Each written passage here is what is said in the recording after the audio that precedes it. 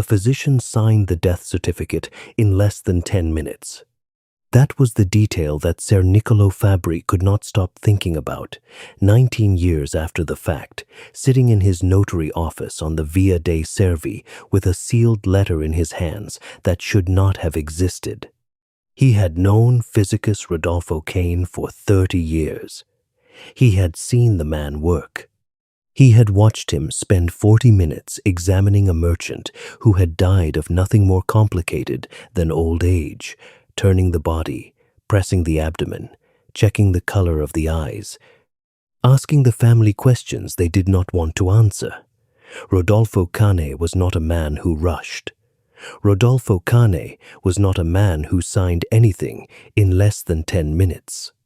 But on the morning of March 14th, 1412, Rodolfo Kane had arrived at the episcopal residence on the Via del Proconsolo, had gone upstairs to the bishop's chamber, and had emerged 11 minutes later with the cause of death already written: cardiac failure, natural causes, no further examination required.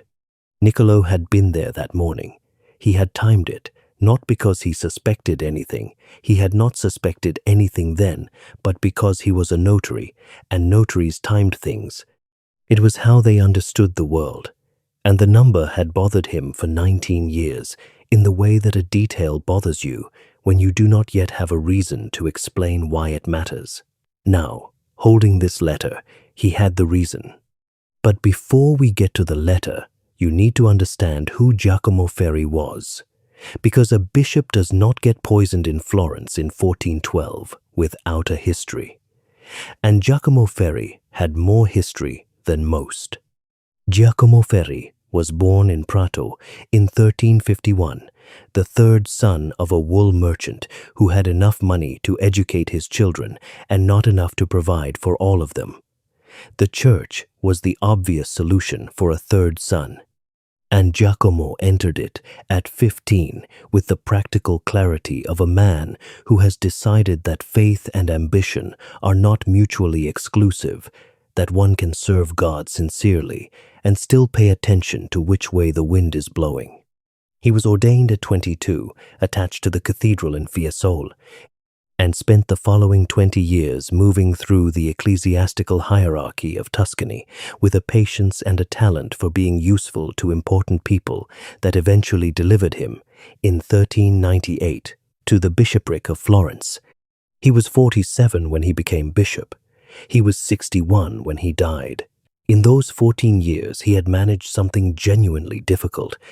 He had remained in his position through one of the most turbulent periods in Florentine political history. When the city was being pulled between the Albizzi faction and the emerging power of the Medici, when the church itself was divided by the Western Schism into 3 competing papacies, when the ground shifted under every institution in the city with a regularity that destroyed careful men and careful plans with equal indifference. He had survived all of it. He had survived because he was, at his core, a collector, not of objects of information, of secrets, carefully gathered, discreetly held, never deployed unless absolutely necessary, and always deployed with precision when it was. He knew things about the Albizzi family that the Albizzi would have paid almost any price to keep buried. He knew things about the Tornabuoni banking house that Ser Marco Tornabuoni had trusted him with, in a moment of confidence that Tornabuoni had subsequently regretted. He knew things about Fra Benedetto's theological patron in Rome that Fra Benedetto had not known that he knew. He knew things about a death that had occurred 7 years earlier in the Albizzi household that the widow of the deceased believed was her private burden and no one else's. He was not a blackmailer. That would have been crude, and Giacomo Ferri was not crude. He was a man who understood that information, held quietly and used rarely, was worth more than money and lasted longer than alliances. He had never threatened anyone directly. He had simply allowed certain people to understand, through the most oblique and courteous of communications, that he was aware of certain things, and that his continued goodwill was something worth maintaining. This had kept him in his position for 14 years. It had also, eventually, made him the most dangerous man in Florence to have as a secret keeper, because secrets accumulate interest. And at some point, the person keeping them becomes more of a liability than a protection. By the winter of 1412, at least 4 people in Florence had concluded, independently and without knowledge of each other, that Giacomo Ferri was a problem that required a permanent solution. The question, for the next 19 years, was which one of them had acted on it. Padre Luca Orsini had been the bishop's secretary for 8 years when Ferri died. He was 34 years old, educated at Bologna, possessed of a mind that processed information faster than most people spoke, and a face that gave almost nothing away. He had come to the episcopal residence at 26 as a junior clerk, and had risen to the position of personal secretary through a combination of genuine competence and the careful management of his relationship with a man he both admired and feared in roughly equal measure. He had also, over those 8 years, made himself indispensable in ways that went considerably beyond secretarial work. He knew where every document was. He knew the contents of every correspondence. He knew which relationships the bishop maintained that were not supposed to exist, and which of the bishop's enemies were more afraid of him than they appeared. He had been, in practical terms, the second most powerful man in the episcopal residence, the person through whom almost everything passed, the person who knew almost everything that happened. When the bishop died and the church in Rome appointed a replacement, an elderly Umbrian named Bartolomeo Greci, who arrived in Florence in June of 1412 with his own staff, his own methods, and no interest whatsoever in the institutional memory that Luca Orsini represented. Luca found himself, within 3 months, reduced to a clerical position of no significance in a parish on the eastern edge of the city.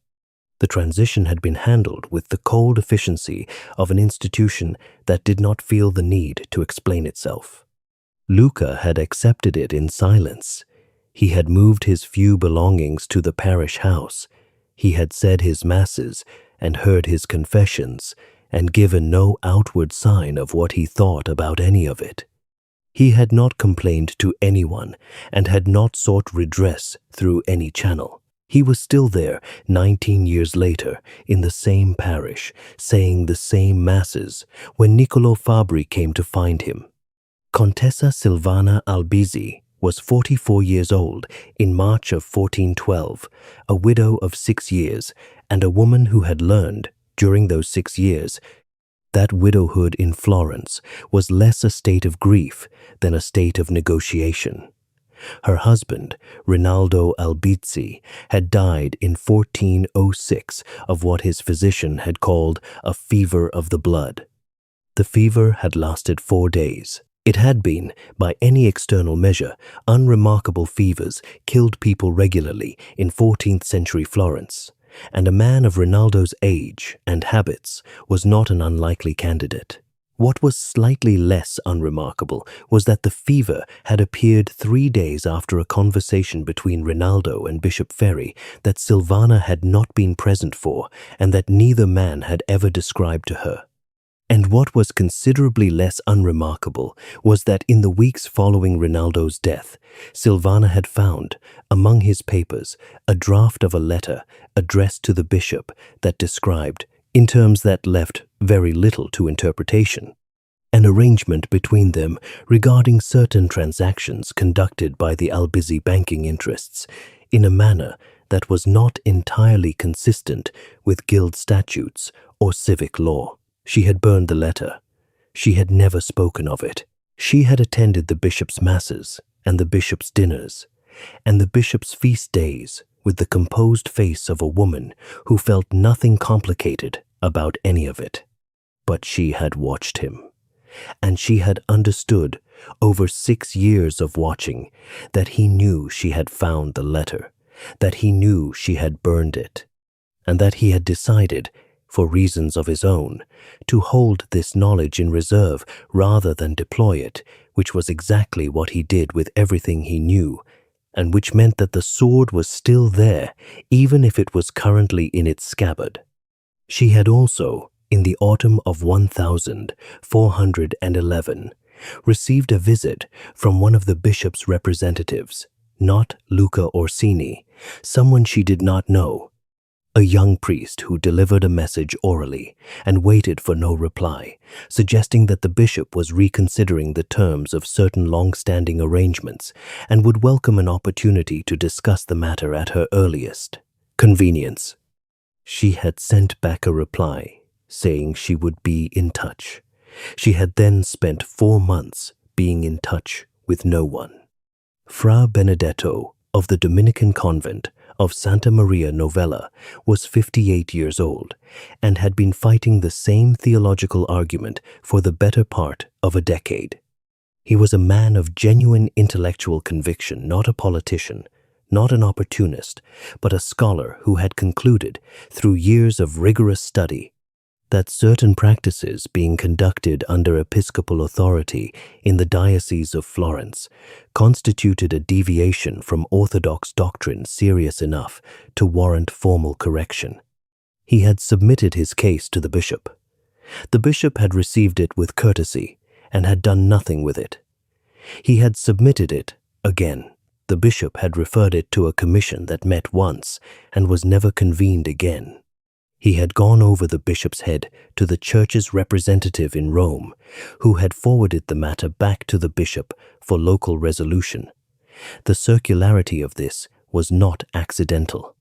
What Fra Benedetto had not known when he began this process was that the bishop's representative in Rome, the man who had sent the matter back down, was someone to whom Ferri had been providing certain services for several years, services of a financial and informational nature that the Roman official would have found very inconvenient to lose. The referral back to local resolution had not been a bureaucratic accident. It had been a favor. Fra Benedetto had eventually understood this. The understanding had produced in him a bitterness that he carried with the precision of a man who has decided to do something about it, but has not yet determined what. He had been seen, by several witnesses, leaving the episcopal residence on the afternoon of March 13th, the day before the bishop's death. He had told the doorkeeper he was there to return a borrowed text. He had been inside for approximately 20 minutes. He had told investigators, when questioned in the weeks following the bishop's death, that he had returned the text, had spoken briefly to a junior cleric, and had left without seeing the bishop. The junior cleric, a young man named Pietro, confirmed this. Pietro was 17 years old. He had been in his position for 4 months. He was very eager to be helpful to everyone who asked him questions. Ser Marco Tornabuoni was 50 years old in 1412 and had been running one of Florence's most significant banking operations for 15 years. He was a man of considerable personal charm and considerable professional ruthlessness, a combination that had served him well in the banking world of early 15th century Tuscany, where the distance between those two qualities was frequently the difference between profit and ruin. His relationship with Bishop Ferri had begun years earlier as a practical arrangement. The church needed banking services, the bank needed clerical goodwill, and both parties had found the other useful in ways that extended beyond the merely financial. Over time, the relationship had deepened into something more complicated, built on the mutual knowledge of things that neither party could afford to have disclosed. The favor that Ferri owed Tornabuoni, the one that had been promised and not delivered, was specific and significant. It involved a document. a letter of recommendation to a Roman cardinal that would have facilitated the resolution of a legal dispute over a property inheritance that had been grinding through ecclesiastical courts for 4 years. Ferry had promised this letter. He had delayed it. He had found reasons not to write it. And Tornabuoni, who had been patient about this for 2 years, had stopped being patient in the winter of 1412 and had communicated this change in a manner that left no room for misunderstanding. Ferry had responded with what Tornabuoni would later describe, in the privacy of his own journals, as a reminder, a gentle, courteous, devastating reminder of certain things that Tornabuoni had shared in confidence and that Ferry had apparently memorized with complete accuracy. Tornabuoni had left that meeting and had not communicated with Ferry again before the bishop's death. Agnese Ferry was the bishop's only family. She was 27 years old, the daughter of the bishop's younger brother, who had died of plague in 1395 along with his wife, leaving Agnese at 10 years old in the care of an uncle who had taken the responsibility seriously in his own fashion, which is to say, he had housed her, educated her, fed her, and kept her in Florence with a constancy that had everything to do with control and very little to do with affection. She had grown up in the episcopal residence. She had learned Latin and music and household management and the art of being invisible in a room full of men conducting important business. She had also, as she grew older, come to understand things about her uncle that an educated woman, with good eyes and no good reason to pretend otherwise, eventually understood. She had tried to leave Florence twice. The first time, at 22, when a merchant from Lucca had expressed interest in marrying her, and she had expressed interest back, and the bishop had found reasons, theological, financial, practical, why the marriage was unsuitable, and the merchant was unsuitable, and the timing was entirely unsuitable. The second time, at 25, when she had made arrangements to travel to Venice to stay with a distant relative, and the bishop had become ill, not seriously, not the illness that eventually killed him, but ill enough that she had cancelled the passage and remained. She had not tried to leave a third time. On the morning after her uncle's funeral, she had gone to the port agent's office and asked about passages to Venice. She had paid a deposit. She had gone home. And 3 days later, without explanation, she had asked for the deposit back and stayed in Florence. She was still in Florence 19 years later when Niccolo Fabri came to see her. Physicus Rodolfo Cane was 55 years old in March of 1412 and had been Florence's most respected physician for the better part of 2 decades. He had trained in Padua, had studied in Bologna, and had returned to Florence at 30 to build a practice that served the city's merchant and ecclesiastical elite with a combination of genuine medical knowledge and the bedside manner of a man who understood that what wealthy patients needed was as much confidence as it was treatment. He had been the bishop's physician for 9 years. He knew Ferry's body as well as any physician can know a patient, the recurring digestive complaints, the tendency toward insomnia, the shoulder pain that had worsened in recent years, the specific combination of symptoms that Ferry's body produced when under stress, which was why, when 2 of the bishop's servants described the symptoms of the previous evening to Cane as he prepared to go upstairs on the morning of March 14th, he had experienced something that he would later describe to no one, a moment of recognition, so immediate and so complete that he had stopped on the second step of the staircase with his hand on the railing and stood very still for perhaps 15 seconds before continuing upward. He had gone into the room. He had spent 11 minutes there. He had come out and signed the certificate and said cardiac failure and gone home. He had not spoken about those 15 seconds on the staircase to anyone, ever. He died in 1421, 9 years after the bishop, of a genuine cardiac failure that took him in his sleep. He left behind a household, a practice, a reputation, and a journal. The journal was the problem. Cosimo di Nardo had worked in the episcopal residence for 15 years. He was 40 years old in March of 1412, a large, quiet man who had spent his adult life in service and who understood the rhythms of an important household, the way a sailor understands tides as a set of forces you worked with rather than against. He prepared meals, managed the kitchen staff, coordinated with the market vendors, and served at the bishop's table when the occasion required formality. He had served at the dinner on the evening of March 13th.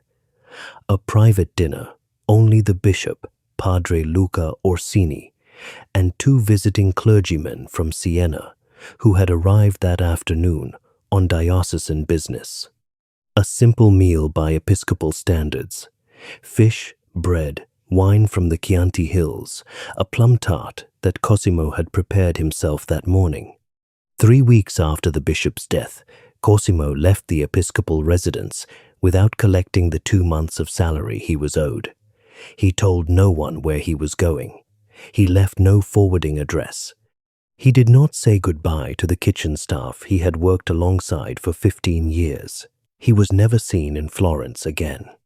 The investigation, such as it was, had lasted approximately 6 weeks in the spring of 1412. It was conducted by a guild official named Ser Adriano Conti, who had no particular expertise in suspicious deaths and who was working under the assumption, shared by almost everyone in authority at the time, that the bishop had died of natural causes and that the murmurs to the contrary were the product of the kind of political gossip that attached itself to any prominent death in Florence like barnacles to a pier. He had questioned Luca Orsini, who was cooperative and precise, and said nothing of any significance. He had spoken briefly with Silvana Albizzi, who had expressed sorrow and offered nothing else. He had noted Fra Benedetto's presence the previous afternoon and had accepted the explanation of the returned text without difficulty. He had not questioned Rodolfo Cane about the speed of his examination because it had not occurred to him that there was anything to question. He had not found Cosimo because Cosimo was already gone. He had concluded that the bishop had died of cardiac failure, consistent with the physician's finding, and had filed his report accordingly. The report went onto a shelf. Florence moved on. A new bishop arrived and settled into his residence, and the diocese continued its business. Luca Orsini went to his eastern parish.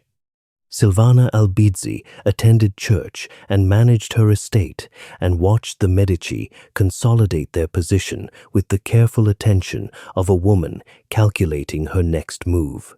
Fra Benedetto returned to his theological arguments, which now had no specific target and therefore became, over the following years, somewhat theoretical. And Niccolò Fabbri, who had been present on the morning of the death in his professional capacity as notary, and had timed the physician's examination and had filed the timing away in the part of his mind reserved for things he did not yet understand, continued his work and said nothing for 19 years.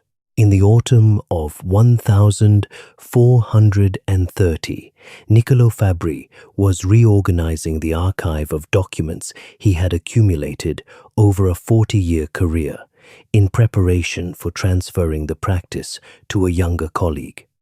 It was the kind of work that notaries periodically subjected themselves to the sorting of decades of paper into what mattered and what could be released, the identification of documents that needed to be retained for legal reasons, and documents that were simply taking up space.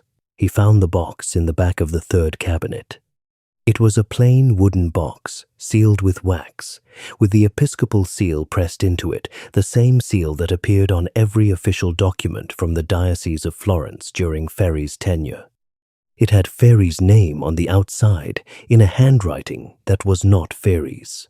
It had been in that cabinet since he had collected it from the episcopal residence in the weeks following the bishop's death, as part of the routine gathering of documents relevant to the estate. He had placed it in the archive, meaning to open it, and had never opened it. He did not open it immediately when he found it. He sat with it for 2 days, which was not like him. Notaries did not typically sit with things. They processed them. But something about the box, the unfamiliar handwriting on the outside, the episcopal seal on a document that was not, evidently, official correspondence produced in him a specific quality of reluctance that he recognized, eventually, as the reluctance of a man who suspects he is about to understand something he has been not understanding for a long time. He opened it on the 3rd day. Inside was a single letter, folded once, sealed with the episcopal seal, sealed again with Ferry's own seal, but written in a hand that was not Ferry's. The letter was undated. It was addressed to no one. It began with a sentence that made Niccolo Fabri set it down on the table and stand up and walk to the window and look at the street outside for quite some time before he came back and continued reading. The sentence was, "I am writing this because I believe that by the time anyone reads it, I will be dead, and I want someone to know what I know, even if I cannot say it aloud to any living person." The letter was written by Agnes Ferry. It had been written on the night of March 12th, 1412, 2 days before the bishop's death. It had been sealed with the bishop's seal, which meant that either Agnes had access to the seal and had used it herself, or the bishop had sealed it for her, or someone else had sealed it after the fact. None of these explanations was simple. What the letter contained was this. Agnese had known, for at least 2 years before her uncle's death, that her uncle intended to use her. Not in the way she had already been used, kept in Florence, controlled, denied the freedom to leave. In a new way, a specific and documented way that involved her name on a set of property instruments that would, in the event of the bishop's death, transfer certain assets that were not legitimately his, to transfer to parties in Rome who had provided him with services over the years. Her name would make the transfer appear to be a family bequest. She would have no knowledge of it and no recourse. She would, in fact, be legally liable for it if the instruments were ever challenged. She had discovered this by accident, in the way that people who are kept in close proximity to powerful men sometimes discover things by being in the wrong room at the right moment, by reading a document left unattended for 4 minutes on a table she was not supposed to be near. She had done nothing with the knowledge for 2 years. She had sat with it the way Martha Van Hote had sat with the letter from Cecile Fontaine as a thing too dangerous to use and too important to discard, held in the binding of a life she could not leave. But in March of 1412, she had learned something else. She had learned that the instruments were nearly complete, that the bishop's representative in Rome had sent word that everything was ready and required only the final signatures, that the bishop intended to execute the documents within the month. She had written the letter on the night of March 12th because she did not know what else to do, and because the alternative to doing something was doing nothing, and she had been doing nothing for 2 years, and it had not helped. She had sealed it with his seal. She had access to it, had used it for correspondence on his behalf for years, and had put it in a box and given it to Niccolo Fabri the following morning, telling him it was estate documentation that needed to be archived. Niccolo had taken it without opening it, as notaries sometimes did when clients sealed things, and had put it in the cabinet and had forgotten it for 19 years. The letter did not name a killer. Agnès had not known who was going to act, or when, or how, only that she believed someone was going to act. Because she had spent 2 years watching the pressure build around her uncle from multiple directions simultaneously, and had understood, with the quiet observational clarity she had developed over a lifetime of being present and invisible, that he had accumulated more enemies than even he could manage. What the letter did contain was a list. 7 names. 7 people who, in Agnès's assessment, had specific and serious reasons to want Giacomo Ferri dead. She had written them down with the precision of a woman who had been educated in Latin and who understood that precision was the only thing that turned observation into evidence. Luca Orsini's name was 3rd on the list. Cosimo's name was not on the list at all. Niccolo Fabbri read the letter 3 times. Then he began to make visits. He visited Padre Luca Orsini first, in the Eastern Parish where Luca had spent 19 years saying masses and keeping his own counsel. Luca received him in the small, cold parlor of the parish house, offered him nothing to drink, and listened to Niccolo's account of the letter with an expression that gave away nothing except, perhaps, the very slight relaxation of a man who has been carrying something heavy for a long time and has just been told that he is no longer the only person carrying it. He told Niccolo 2 things that he had not told anyone in 1412. The first was that on the evening of March 13th, during the private dinner he had attended at the episcopal residence, he had noticed that the wine served to the bishop had been poured from a different bottle than the wine served to the other guests. He had noticed because the bottle was different, smaller, darker, a type he had not seen before in the bishop's cellar. He had said nothing about it at the time because it had seemed like a minor variation in service, the kind of thing that a household managed by a thorough and attentive steward sometimes produced. He had thought of it many times afterward. The second was that Cosimo Di Nardo had come to him 2 weeks before the dinner and asked him, in terms that Luca had found puzzling at the time and had not thought about carefully enough, whether the bishop had any enemies who might wish to act against him in the near future, and whether Luca, as the person closest to the bishop's affairs, was aware of any specific threat. Luca had said no to both questions, because at the time the answer was technically yes to both, but he had not been in a position to say so. He had not seen Cosimo again after the dinner, and he had not reported the conversation to anyone. He told Niccolo all of this with the flat, precise delivery of a man who has rehearsed a confession so many times in his own mind that the emotion has been worn out of it. When he finished, he folded his hands in his lap and waited for whatever was going to happen next with the patience of someone who had been waiting for 19 years. Silvana Albizzi received Niccolo in her Sala Grande with the composed authority of a woman who had managed the Albizzi estate alone for 24 years and was not accustomed to being surprised. She listened to what he said. She looked at the letter at the outside of it, not the inside. Niccolo did not show her the inside. She was silent for a long moment. Then she said, "There were things about my husband's death that were never properly examined." She said it the way people say things they have been holding for a long time, not with drama, but with the flatness of a fact that has lost its heat through years of repetition inside a single mind. She did not say anything else that was useful, but she said that Fra Benedetto had died in 1428, 2 years before Niccolo found the box. His prior at Santa Maria Novella received Niccolo with the courtesy appropriate to the situation and told him that Fra Benedetto had left behind a substantial quantity of written material, theological treatises, correspondence, personal journals that had been retained by the convent per standard practice. He offered Niccolo access to the material with a generosity that suggested he had been wondering for some time whether anyone was ever going to come and look at it.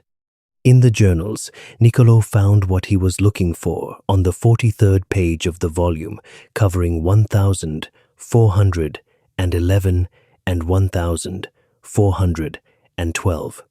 Fra Benedetto's handwriting was angular and fast and occasionally difficult to read, but the passage in question was written more slowly and more carefully than the surrounding text, as though he had wanted to be precise. He described the visit of March 13th. He had, indeed, returned a borrowed text. He had spoken to the young cleric Pietro, and then he had done something he had not mentioned to investigators.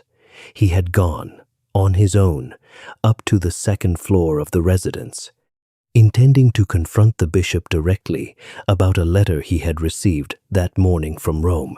He had reached the corridor outside the bishop's study and had heard voices inside. The bishop was not alone. Fra Benedetto had stood in the corridor for a moment, listening not to the words but to the tone, which was the tone of two people who were conducting a conversation that had been conducted before and had not gone anywhere the previous times either.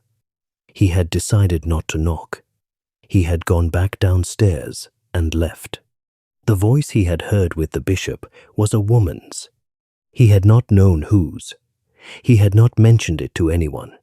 It had seemed, in the context of 1,412, like a piece of information that was more dangerous to possess than to discard. Niccolo closed the journal. He sat in the convent's reading room for a while. Then he went to see Agnese Ferri. She was 46 years old. She had never left Florence. She lived in a house on the Via della Vigna Nuova that she had purchased with money from the estate money that had been, in the end, legitimately hers, because the property instruments her uncle had prepared were never signed, which meant they never existed in any legal sense, and the estate had passed to her as the sole surviving family member without complication. She received Niccolo in a room that was comfortable and quiet and contained, he noticed, a considerable number of books, more than most households of similar size, more than most women of any social standing were expected to possess in 1430. She had clearly been reading them. He showed her the letter, the outside of it first, and then, after a moment, the inside. She read it in silence. She took considerably longer than the length of the text required, which told him she was not reading it so much as sitting with it, the way you sit with something you wrote a long time ago and are not entirely sure you recognize anymore. When she looked up, she said, "I did not know anyone would find it." He said, "I nearly didn't." She said, "I didn't know who was going to do it. I want you to understand that. I knew something was going to happen. I did not know what or when or by whose hand." He believed her. He believed her, partly because of the specific quality of the fear that had produced the letter in the first place, the fear of a woman who understood the situation around her and had no power to change it and had done the only thing available to her, which was to write it down, and partly because of something she told him next, which was the thing that finally gave him a complete picture. On the afternoon of March 13th, 1,412, she had been in the bishop's study. She had gone there to confront him about the property instruments, to tell him she knew, and to tell him she would not permit it, and to see what he said. He had received this confrontation with his characteristic composure, had told her she was mistaken about the nature of the documents, had been courteous and dismissive in the way that people are when they feel entirely secure. She had left. She had gone to her room and written the letter that night. What she had not told anyone was that when she arrived at her uncle's study that afternoon, there was someone already there.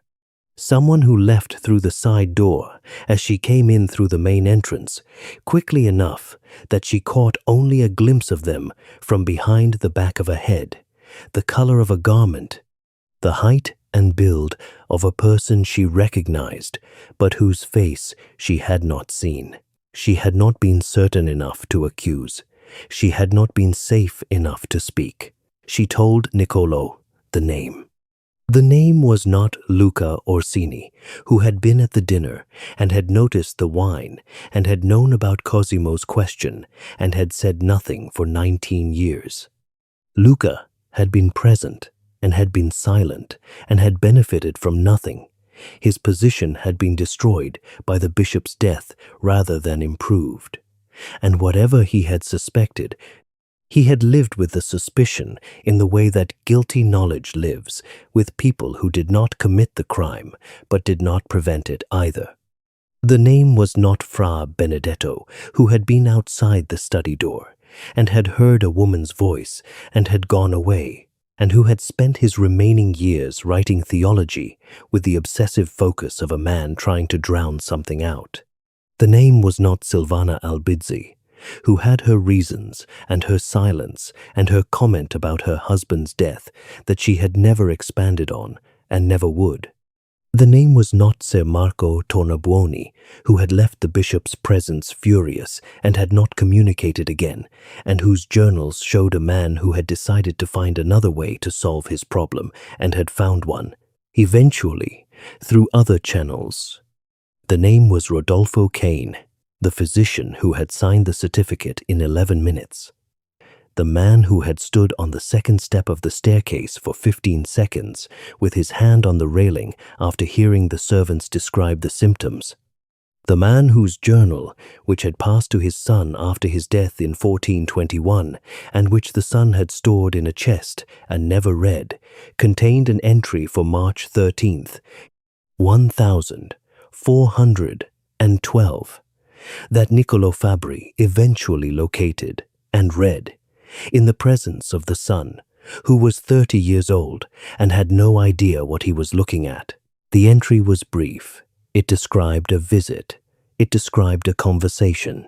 It described a transaction not in explicit terms, not in language that would have been legible to anyone who did not already know what they were looking for, but in the compressed, clinical shorthand of a man who was keeping a record for himself, not for posterity. It described the delivery of a substance, a preparation, something that would produce, in a man of the bishop's age and existing cardiac history, symptoms consistent with natural cardiac failure and distinguishable from it only by a physician who knew specifically what to look for and who was, crucially, the only physician who would be called to examine the body.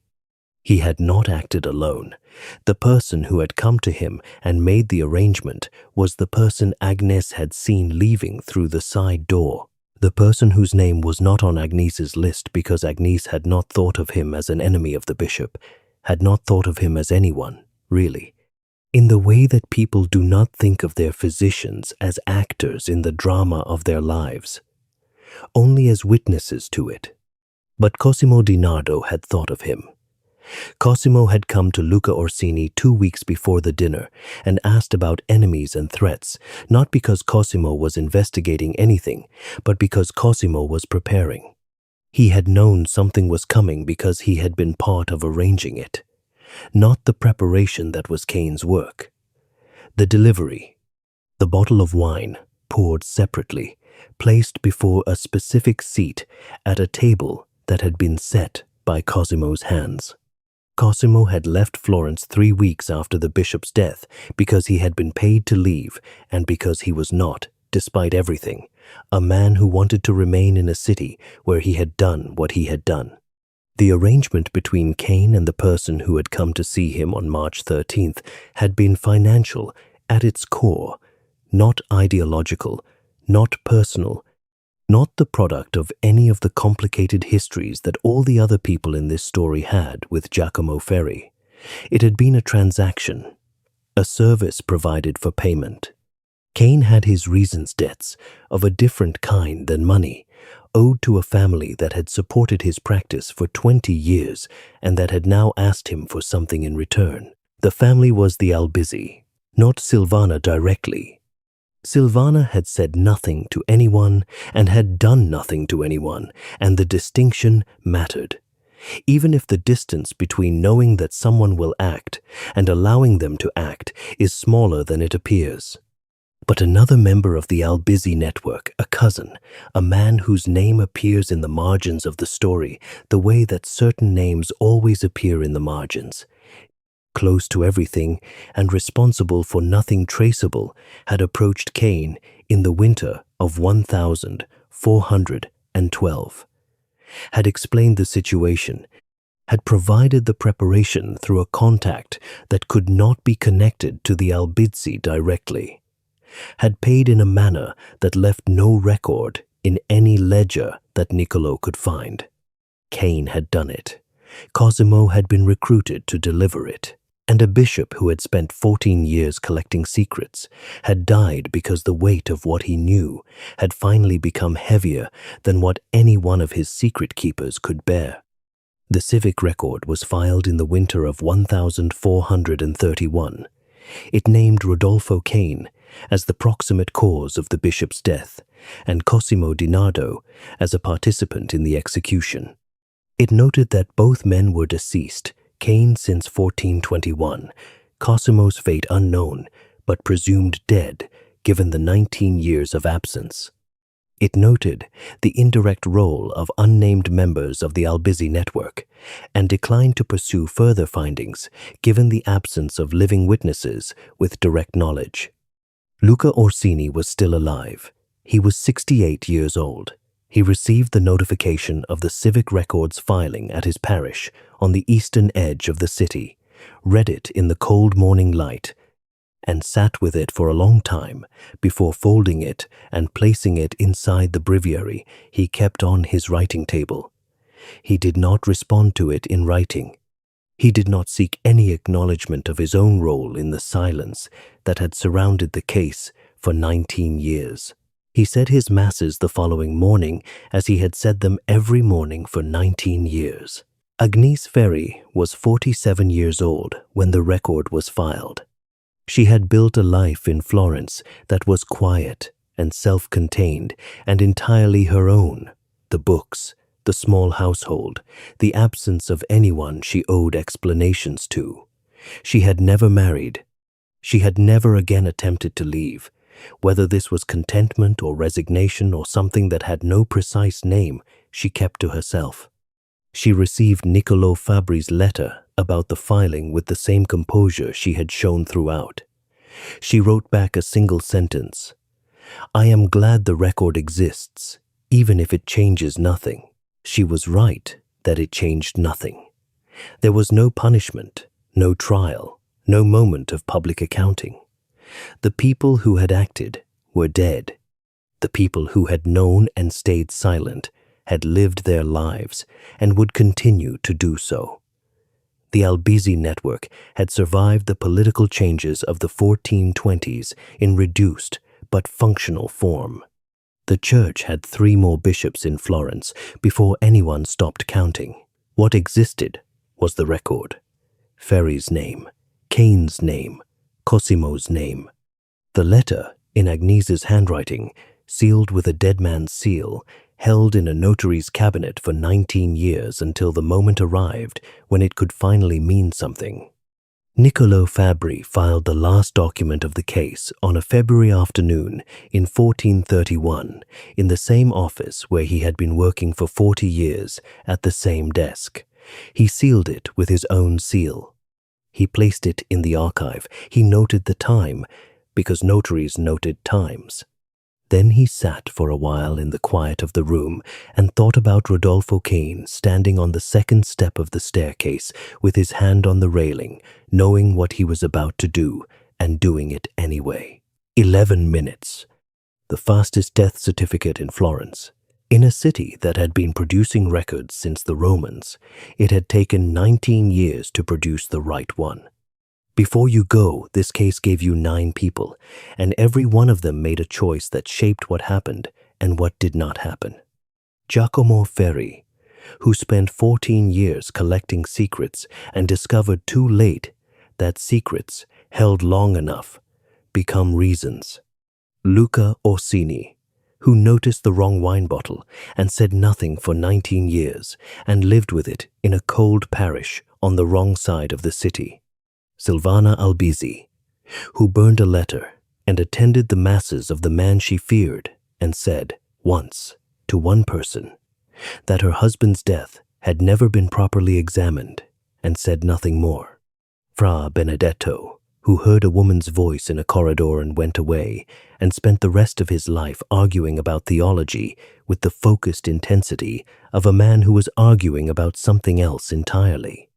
Ser Marco Tornabuoni, who had been furious and had found another way and had therefore survived to grow old with his secrets intact. Agnese, who wrote a letter and sealed it and gave it to a notary and did not tell him what was in it, because she did not know what to do with what she knew and because doing nothing was the only thing that felt safe. Cosimo, who poured the wine and disappeared and left behind a salary he was owed and 2 months of questions that no one answered. Rodolfo Cane, who stood on the stairs for 15 seconds and then kept climbing, and who wrote it all down in a journal his son never read. And Niccolo Fabri, who timed 11 minutes in 1412 and filed the number in the part of his mind reserved for things he did not yet understand, and who found a box in a cabinet 19 years later and sat with it for 2 days before he opened it. 9 people. 1 bishop. 1 bottle of wine, poured from the wrong bottle. 19 years. Here is the question. If Niccolo Fabri had opened that box in 1412 instead of 1431, would it have changed anything? And of all the people in this story who stayed silent, Luca, Silvana, Fra Benedetto, Agnese, Cain himself on that staircase, which silence was the one that made everything else possible? Leave your answer in the comments. I'll be reading them.